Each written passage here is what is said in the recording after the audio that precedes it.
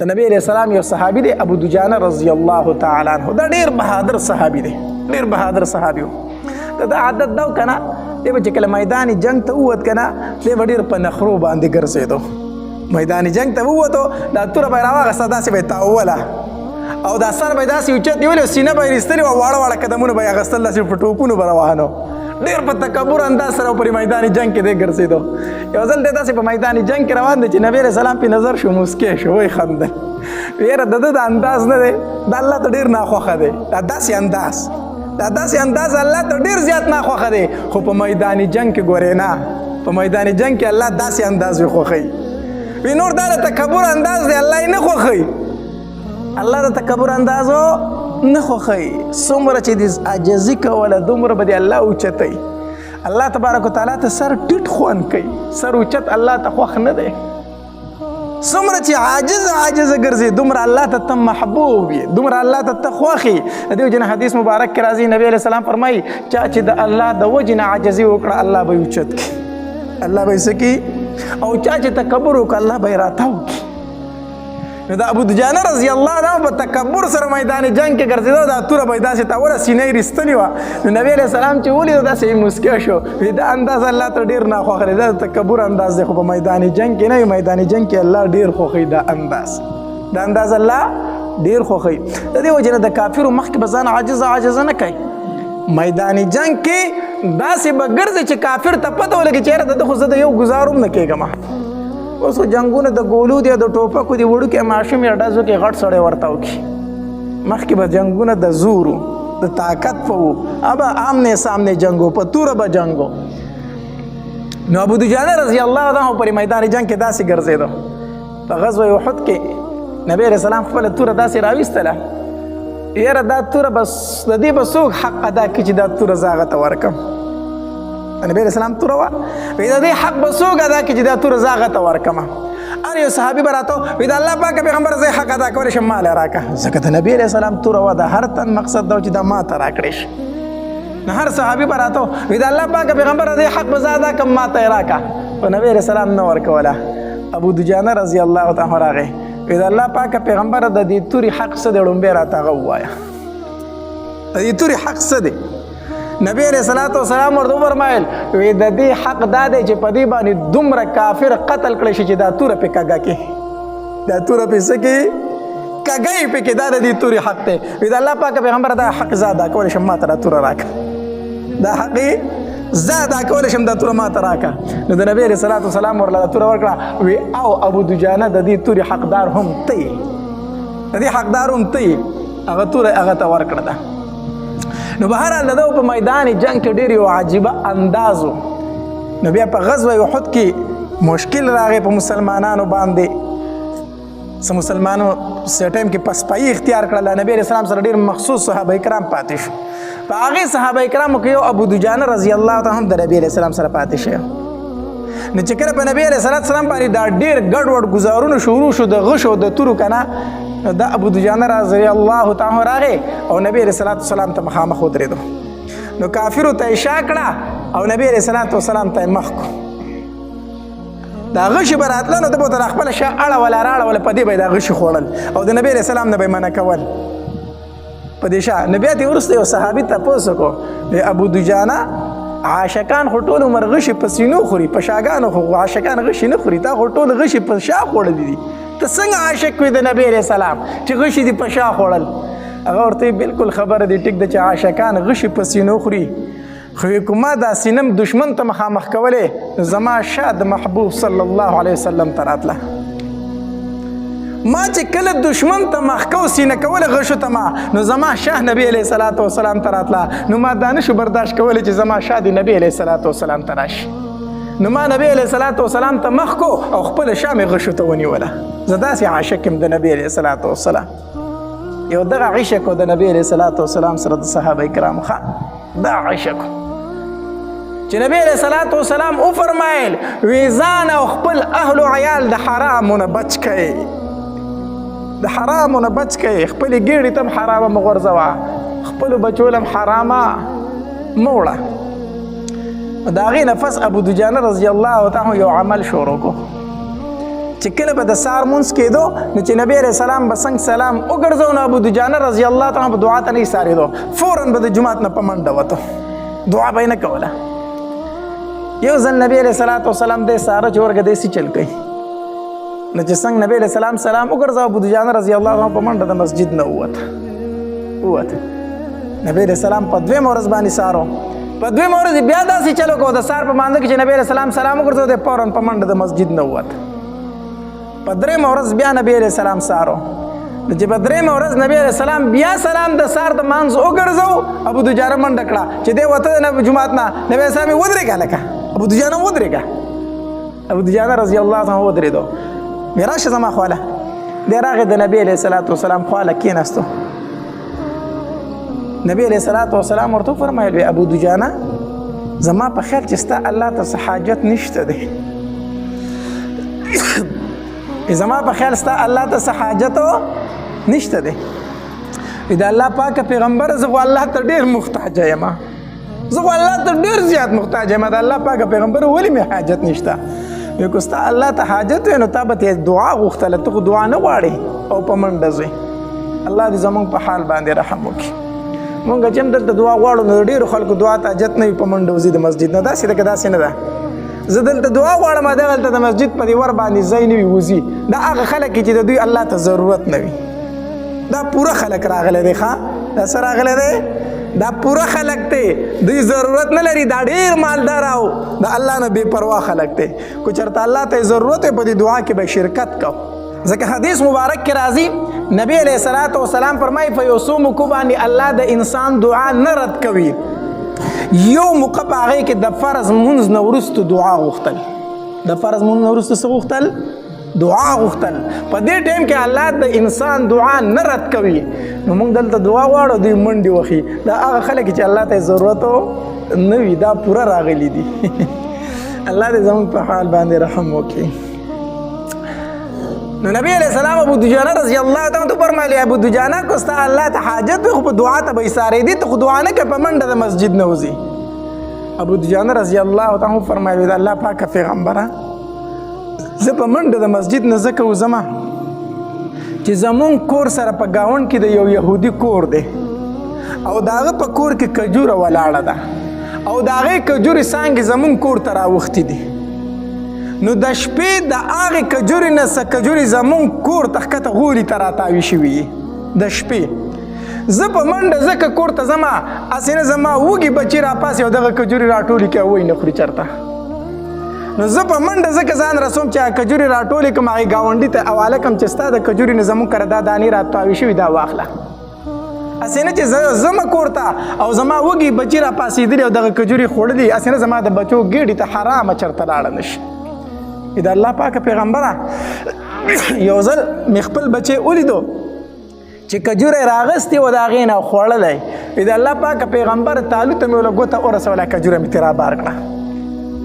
ځکه زما بچی په جړا شو، نور بچي مې راته هم په جړا شو.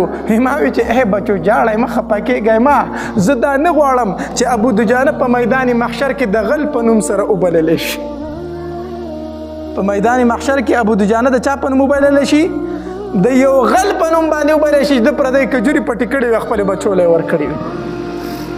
الله دا خبرې چې ابوبکر صدیق رضی الله عنه واورېدې خوا ته یې ولاړو، د سترګو نه یې اوښکې روانې شوې. تپوس یې ونه کړو، فوراً هغې کور ته ځان یې ورسو، د یهودي کور ته. یهودي ته وی دا کجوره چې په څومره ریټ خرڅوي په ما یې راخرڅه کړه. هغه په دوچن دی په ډېر ګران ریټ باندې هغه کجوره خرڅه کړه او واپس راغی. وی ابو دجانه اوس دې بچو ته دغه کجوره ورکوه چې خوري، ما تا دپاره واغستله، ما ستا دپاره واغسته. دا د نبي علیه السلام سره مینه وه، دا د نبي علیه السلام سره محبت و، دا د نبي علیه السلام سره عشق و چې نبي علیه السلام وفرمایل د حرامو نه ځان وساتئ. بیا سوال نه پیدا کېږي چې د هغې صحابې هغې ماشوم بچې ګېډې ته چېرته حرامه تلي. مونږ هم وایو زمونږ د نبي علیه السلام سره څه ده؟ مینه ده، محبت دی، عشق دی، صرف د خولې خبرې دي. یقین په الله وکړه، الله دې رحم وکړه. ډېر کم داسې به یو چې مونږ د زړه نه لګیا یو. الله دلته به مونځ وکړو، یاره که مونځ خو پرېږده، اکثر په جومات کې په غیبت باندې لګیا یو. داسې ده که داسې نه ده؟ ستاسو د ټولو دا خبرې اورم زه ښکته کمره کې ناست یم ښه بره به ناست یې په بل باندې خو به خبرې راغښتې عجیبه انسانان یې په جومات کې ناست یې غیبت په کوئ په چغه چغه لګیا یې ما د کتاب کتو ته پکې هم پرې نه دی په جومات کې به ناست یو غیبت په کو پلان کې داسې او پلان کې داسې پلان کې داسې او پلان کې داسې الله نه یاره وکړه په مسجد کې ناست دی غیبت کوي دا ته څه کوي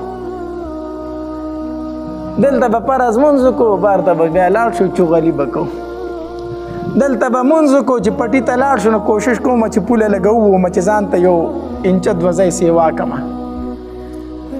دلته به مونځ کوم دلته به روژې کوم او دلته مې اکثر تسبیح په لاس کې او په چغلو باندې سر یم په لمسو باندې سر داسې پکې شته که نه داسې پکې که نه تسبیح اړو دا درز مو ورکړی په لمسو باندې چې دوه تنه به څنګه جنګومه صحیح ده که نه دلته به د خور عیسه وخورمه خور له به عیسه نه ورکومه د خور عیسه به وخوري دلته به یې ځان ته اوچت اوچت نعتونه لګولې چې مدینې ته لاړې او ارمان مې دی په زړه باندې صحیح ده که نه خور له به عیسه څه ورکوم خور له به دا عیسه ورکومه چې عمرې له یې بوځمه دا نوی دغه راوتی دی ښه دا نوی پروګرام راوتی دی نن سبا خویندو له عیسه ورکول څه دي په خور باندې د 2 لکو روپو عمره کول عمره به پرې وکړمه بس د عیسې نه خلاص شومه خویندې وایي زه د عمره را باندې وکړه ته ما لاسې دې سپېره نه راکوله خو زه د عمره وکړه دا هم ښه ده نو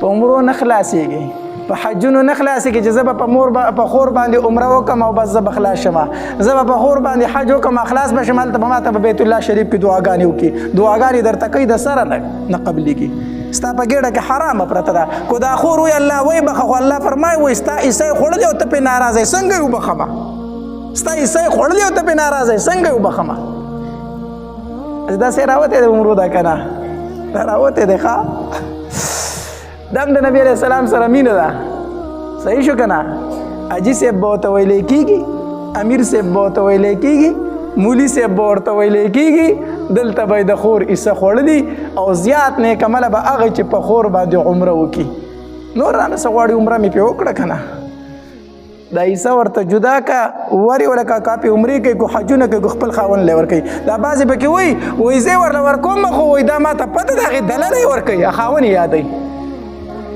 خور له عیسه ورکوم خو خاوند یې دله دی وایي هغه لی ورکوي لکه نه دا تا ته چې پاتې شوي ته یې چاله ورکوي ته یې د بچو له ورکوي که نه ورکوي ته یې د ښځې له ورکوي که نه ورکوي نو د هغې هغه خاوند نه دی هغه له به یې نه ورکوي چا له به یې ورکوي هغه یې خاوند دی هغه یې بچي دي هغې له به یې ورکوي ولې تا له یې واپس درکړي څو دا د نبی علیه الصلاة والسلام سره مینه نه ده دا د نبی علیه الصلاة والسلام سره عشق نه دی دا مسلمانی نه ده دا د خولې مسلمانی ده دا د خولې مسلمانی ده د نبی علیه الصلاة والسلام سره حقیقي مینه او حقیقي عشق د صحابه کرامو هغه مینه وه هغه عشق و کو په حجونو باندې یوازې څوک خلاصېدی نو ابوجهل 50 حجونه کړي دي په عمرو باندې یوازې څوک خلاصېدی نو دغې کافرو زموږ نه زیاتې عمرې کړې وي نه په حج خلاصېږي نه په عمره خلاصېږي هله چې کله په ګېډه کې د حرامه نه وه په ګېډه کې د حرامه پرته ده او بیت الله شریف ته ولاړې او الله ته چغې وایي الله ما معاف که الله ما معاف که الله ما معاف که الله فرمایي نه دې معاف کوم په دې بدن چې دې دا کوم احرام اچولی دا دې په حرامو اغوستی دی دا دې په حرامو اغوستی دی ومطعمه حرام ومشربه حرام وملبسه حرام فانا يستجاب لذلك خوراک ته د حرامو اسکاک ته د حرامو لباس ته د حرامو د کوم طرف ستا دعاګانې زه قبول کړم نو که د بیت الله سره ولاړې که نه نو دا ستا د قبولیت نښه نه ده د قبولیت نښه دې دا چې په ګېډه کې د حرامه نه وي الله دې زموږ په حال باندې رحم وکړي دا خبرې ځکه کومه نن سبا د حلال او د حرام تمیز مکمل ختم شوی دی سود زیات شوی دی د ختم زیات انډرپلۍ سیوا شوي دي د چانسونو بیې سیوا شوي دي کومه حرامه موږ معاشره کې نه ده موجوده حرامه موجود ده یقین په لکه ډېر کم خلک به داسې چې زه دا کار نه کوم دا حرام دی ډېر خلک دې چانسونو ته ناست دی لکه وایي چانس مې ووه د چانسونو پیسو ته ناست دی دا نه و چې چانس مې ووه ځان له مې اور د جهنم تیار کړو نو به هر حال اول معاملات دویم ځل باندې څه شی دی عبادات اول معاملات دویم عبادات، ځکه د عباداتو دارومدار په معاملاتو باندې دی. کو د یو انسان معاملات ټیک وو نو عبادات قبول دي، کو د یو انسان معاملات ټیک نه وو عبادات قبول نه دي. یو سړی د شپه او ورځ تهجد کوي، فرض منځونه دي کوي، نفلونه دي کوي، خو چې په ګېډه کې حرامه ده دا هېڅ نه قبلېږي. ځکه حدیث مبارک کې راځي نبی علیه السلام فرمایي وایي کومې ګېډې ته چې یوه نوڼۍ حرامه لاړه الله یې څلوېښت ورځې یو عبادت نه قبلوي، څلوېښت ورځې. نو عبادات موقوف دي په معاملاتو باندې. اول به معاملات سم کې ال هغې نه د عبادات قبلېږي. صحیح شو که نه؟ مونږ ته خو دومره پته نه لګي په جومات کې ناست یو، خو چې کله چېرته چا سره لږ غونته معاملات راشي مونږ ته پته ولګي چې د سیرو څو پخېږي، چې بار څه چل شروع دی، بار کم چلونه شروع دي. تاسو ته په خپله پته ده چې د چا کاروبارونه دي دغه دي هغې ته پته ده چې کم ډوک بوک شروع دي. نو د الله دپاره خپل معاملات ټیک کړئ. دا د نبي علیه السلام سره عشق دی، دا د نبي علیه السلام سره محبت دی، دا د نبي علیه السلام سره څه ده؟ مینه ده. یوازې په خوله باندې نه، د خولې او د زړه خبره چې یوه شي دا د نبي علیه السلام سره مینه ده. الله د عمل کولو توفیق را نصیب کړي. واخر دعوانا الحمدلله رب العالمین. او یو څو څیزونه داسې دي چې هغه د انسان عمل ضایع کوي. یو څو څیزونه داسې دي چې انسان نیک اعمال څه دي دا خوري ختموي. یو په هغې کې څه شی دی؟ د مخلوق غیوب لټول، د مخلوق په غیبونو پسې ګرځېدل چې دی که نه دا د انسان نیکۍ خوري ختموي.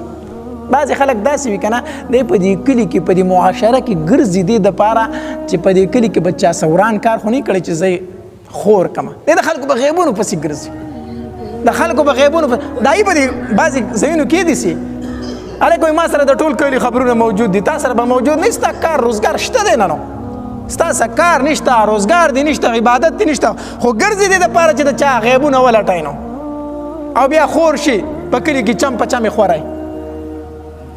د چا په غیبونو پسې کېدل دا د انسان نیک اعمال ختموي. زمونږ پښتانه وایي چې یوه ګوته بل ته نیسي نو څلور ځان ته راځي، څلور ځان ته راځي. نو دا یوه دی بل ته نیولي او څلور تا ته راغلي. مسلمانه په دې خپل ګریوان کې هم کله کله سوچ کوه که نه چې ما کې څومره غیبونه موجود دي، ولې د بل په غیبونو پسې ګرځي. دویم وایي د زړه سخوالی دا د انسان نیک اعمال څه کوي؟ ختموي. او دریم چې دی که نه د دنیا محبت، د دنیا محبت دا د انسان نیک اعمال ختموي. د دنیا د محبت نه دا انسان غر کوي. څه چل کوي؟ انسان غر کوي. علماء د دې یو مثال ذکر کړی دی، مثال دا ذکر کړی دی وایي دا دنیا چې ده که نه دا سمندر دی، سمندر، او دا انسان د دې کشتۍ ده. دا دنیا سمندر دی او انسان یې څه ده؟ کشتۍ د کشتۍ دی پرې سمندر کې روان دی. خو که تاسو خیال کړئ که نه چې کشتۍ باندې وي او اوبه لاندې وي نو کشتۍ پرې روانه وي، دا د کشتۍ دپاره د سمندر پیداناک دی. خو که د سمندر دا اوبه د کشتۍ ته داخلې شو نو دا کشتۍ څه کوي؟ غرقوي، ډوبوي. نو دا انسان چې دی دا کشتۍ ده، دا مال دولت دا دنیا سمندر دی، دا چې مار وي د زړه نه نو تاله پیدا ده، خو چې زړه ته دې داخل کو نو بس غرق یې کړي، تباه یې کړي. دا نه وایم چې مال مه ګټئ، د دې نه بغیر ژوند نه تېرېږي، خو د مال مینه زړه ته مه اچوه، د مال مینه زړه ته مه اچوه، ځکه چې د مال او د دنیا محبت ته زړه ته دننه شو ته یې غرق کړي، غرق یې کړي. بیا به د زړه نه بار ساتې ښه، بس دا وای دا د لاس خیرې دی، نن شته او سبا به نه یا نن نشته او سبا به راشي، بس دا خو د لاس خیرې دی، ژوند دی تېرېږي داسې. نو د دنیا محبت. او څلورم چې د انسان نیک اعمال چې ضایع کوي نو هغه د حیا کموالی دی. حدیث مبارک کې راځي و اذا فاتک الحیاء فافعل ما شئت. مړه چې حیا درنه پوت شو نو بیا دې چې څه خوښه د هغه کوه نو. که انسان د هر ګناه نه منع کېږي نو په څه سره منع کېږي؟ په حیا سره که نه. سود نه کومه، د الله د یارې نه یا کوي یا نه حیا پکې، خلک به راته بد رد وایي. زنا نه کوي ولې حیا پکې، ډاکه نه کوي ولې حیا پکې. نو چې کله حیا در نفوت شو که نه نو بیا انسان هر ګناه کولی شي. نو حیا کموالی دا د انسان څه ختموي؟ نیک اعمال ختموي. او پنځم اوږده اوږده امیدونه، اوږده اوږده امیدونه، زه به دا کوم او زه به دا کوم او زه به دا کوم. مسلمانه دا پکې مو وایه، مرګ خو پکې نشته که نه. احادیث مبارک کې راځي نبی علیه الصلاة والسلام داسې ناست و په ځمکه باندې، صحابه کرام ورسره ناست دي. نبی علیه السلام داسې یو کرښه اوږده راوکاږله، اوږده کرښه یې راوکاږله. نو یوه نښه ورته په دې منځ کې داسې وکړه او بیا یې ګیر چاپېره داسې نورې کرښې جوړې کړې. صحابه کرام دا څه دي؟ د الله پاکه پیغمبره نبی علیه الصلاة والسلام وفرمایل دا اوږده کرښه مې چې جوړه کړه که نه دا د دې انسان امیدونه دي او په دې منځ کې چې مې ورته دا کرښه وویل دا د انسان مرګ دی. دا د انسان سره د ده امیدونه ډېر لرې لرې پورې دي خو په منځ کې ورته مرګ دی. دی دې مرګ ته نه ګوري وایي زه به دا کوم او زه به دا کوم، لږې لرې امیدونه دي، په منځ کې وله څه راشي؟ مرګ راشي. دا اوږده امیدونه چې دي که نه دا انسان د نیکو اعمالو نه منع کوي. دا مه وایه چې مړه دا به وکم دا به وکم چې نن ماښام دې وخوړه که نه وایه شکر الحمدلله الله چې ته رانه راضي که نه په دې زه ستا شکر وباسم. سار ته څه پته لګي زه به پاسم او کوپا به نسم، پا به سم او کوپا به نسم. اوږده امیدونه مه ساته. او شپږم څه دی؟ ظلم. ظلم دې نه ځان وساتئ، ظلم نه ځان وساتئ. چا باندې زیاتې مه کوه. وګورئ چا ته دې څپېړه ورکړه هغه درته په خوله څه ونه وي خو چې اسمان ته یې په بره وکتل که نه بس پوه شه چې زه غرق شوم. په چا دې ګزار وکړو، زیاتې دې وکړو، دیاړمار دی، ګیلکار دی، ګاډۍ والا دی، بل دی، ستا په کوټه کې فاتح کېږي، غریب دی، تا د هغه خور لور ته په بد نظر وکتل، تا هغه باندې ګزار وکړو، د هغه طاقت نه رسي خو بس ځان له شي اسمان ته وګوري الله ته خو یې نو پوه شه چې زه غرق شوم. ظلم چېرته مه کوه، ظلم مه کوه. الله تبارک وتعالی دې موږ ته څه راکړي؟ فنا راکړي. ام سلمہ رضی الله تعالی عنها فرمایي که نه د دې ابو سلمہ رضی الله تعالی عنه او د ام سلمہ رضی الله تعالی عنها د یو بل سره ډېره زیاته مینه وه. دا ښځه خاوند ډېر زیات په یو بل باندې مین و، انتهایي مینه یې وه. نو چې کله ابو سلمہ رضی الله تعالی عنه وفات شو که نه نو ام سلمہ رضی الله تعالی عنها فرمایي وی ما وی چې نن به زه داسې جړا کوم، داسې جړا په ابو سلمہ باندې که نه چې خلک په تاریخ کې یاد ساتي، یاد به ساتي چې په ابو سلمہ باندې د هغه ښځې څنګه جړا کړې وه. ما وی زه به نن دا خپل زړه ته شوم په جړا باندې، دومره پسې خفه ومه. خو دلته د نبی علیه الصلاة والسلام قول راته رایاد شو چې نبی علیه الصلاة والسلام د جړا نه منع فرمایلي ده او نبی علیه الصلاة والسلام فرمایلي دي چې کله در باندې مصیبت راشي، غم راشي، نو دا دعا وایئ انا لله و انا الیه راجعون اللهم آجرني فی مصیبتی واخلفني خیرا منها. وی دا د نبی علیه السلام دا دعا راته رایاد شو نو ما هم دا اوي. مطلب دا دی چې مونږ د الله تبارک وتعالی یو، الله تبارک وتعالی ته به واپس کیږو او الله مال زما په مصیبت کې اجر راکا وخلفني خیرا منها، والله مال د دینه غوره راکا، الله مال دینه سره راکا. دا دعا وایا. نه ام سلمہ رضی الله تعالی فرمایي وی دا خو د نبی علیه الصلاة والسلام حکم او ما دا دعا ویله خو په زړه کې مې دا و چې د ابو سلمہ غونته خاوند به ماته چېرته میلاو شي، د هغه نه غوره چېرته شته دی، د هغه چې ما سره کومه مینه وه د هغه په شان خاوند ماته نشي میلاویدی. خو دا دعا د نبی علیه السلام حکم نو ما وویله چې دا دعا مې وویله که نه څه موده تېره شوله په ما پسې د نکاح د پیغام نبی علیه السلام راولېږو، ما پسې نبی علیه السلام د نکاح پیغام راولېږو چې ام سلمہ ما سره نکاح وکړه. نو زما خاوند نبی علیه السلام وګرځېدو چې په مخ د ځمکه د هغه نه غوره نشته دی، د ابو سلمہ نه په زرګاهانه په ارباوونو باندې غوره دی. وی ولې ځکه ما دا دعا ویلې وه. نو هر قسمه مصیبت چې در باندې راشي نو څه وایه؟ انا لله و انا الیه راجعون. حدیث مبارک کې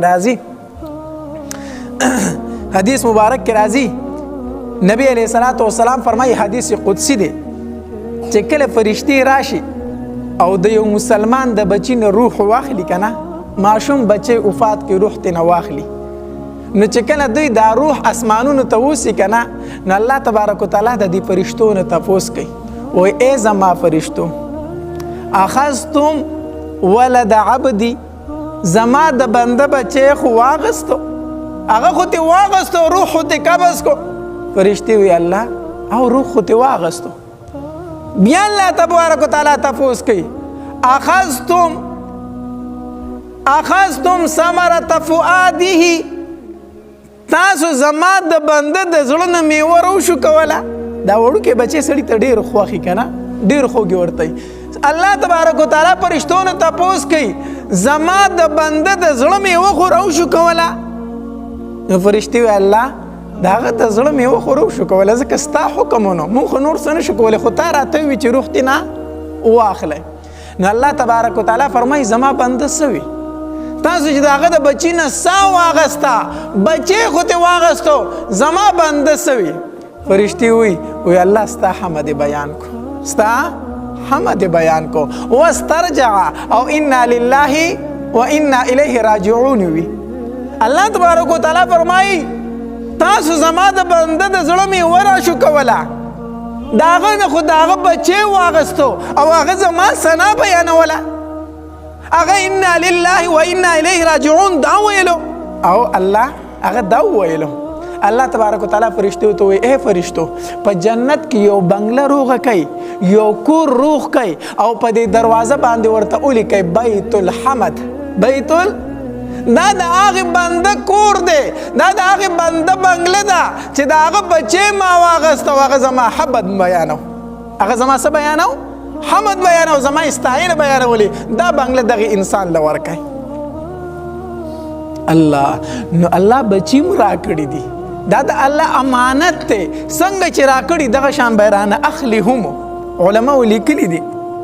و یو عالم د هغه یو بچی و په ډېر زیات مین هغه مړ شو وفات شو.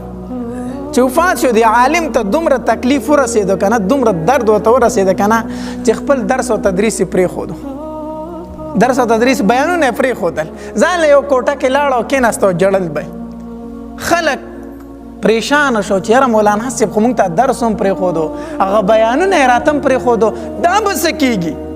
یو زنانه هوښیاره زنانه وه وي تاسو د مولانا صاحب له ما ولېږئ ما ورله ولېږئ زه ته یو مسله تپوس وم خلک وی لاړه شه دا چې لاړه زنانه وکې هوښیارې زنانه وي ښه نو د مولانا صاحب ته وي مولانا صاحب یو مسلې له راغلې وي څو وی مسله دا ده که نه چې چېرته خادي وه نو ما د خپلې ګاونډۍ نه کالی واغستو والی د غوږونو مندرۍ مې ترې واغستې والی مې ترې واغستې زه به کې د خادۍ لزم چې واپس راشم بیا به یې درکمه.